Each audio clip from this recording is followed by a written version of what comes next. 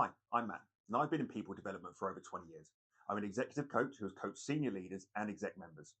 I've also developed leadership skills and coaching skills at all levels, from frontline leaders to executive teams. In these videos, I'm going to be talking about the tools, techniques, and strategies that coaches use to support and elevate the performance of clients. In this first video, I want to explore a simple but useful idea from the inner game. In 1974, Tim Gallwey introduced the formula performance equals potential minus interference. It's a way of understanding why people don't always perform at the level they're capable of, and it helps coaches and leaders focus on what really makes a difference in development.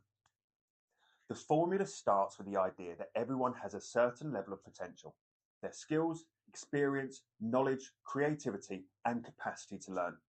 In many situations, the issue isn't that someone lacks potential, it's that something gets in the way of them accessing it fully. That something is what the model calls interference. Interference is usually internal. It's the self-doubt that shows up before presentation, the overthinking that slows decision making, the fear of getting something wrong, or the pressure to perform perfectly. It can also be that mental noise that comes from trying too hard or judging yourself while you're doing the task. When interference increases, performance drops, not because potential has changed, but because less of it is available in the moment. What makes this idea helpful in coaching is that it shifts the focus. Instead of assuming people need more capability, it encourages us to look at what's blocking the capability they already have. Often, the most effective coaching isn't about adding more knowledge or more tools, it's about reducing the interference that's limiting performance.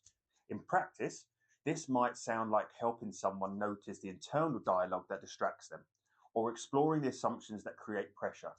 It might involve slowing down a pattern of overthinking, or helping someone recognize the difference between useful preparation and unhelpful self-critique.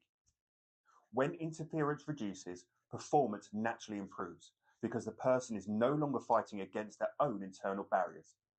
Coaches can support this by creating space for awareness, asking questions like, what gets in the way when you're at your best?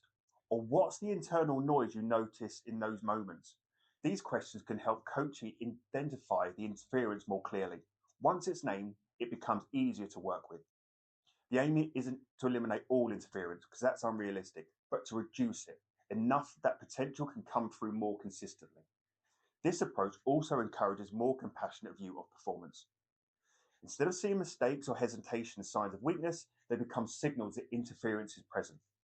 That shift helps people move away from self-judgment and towards curiosity, which is more productive mindset for learning and growth.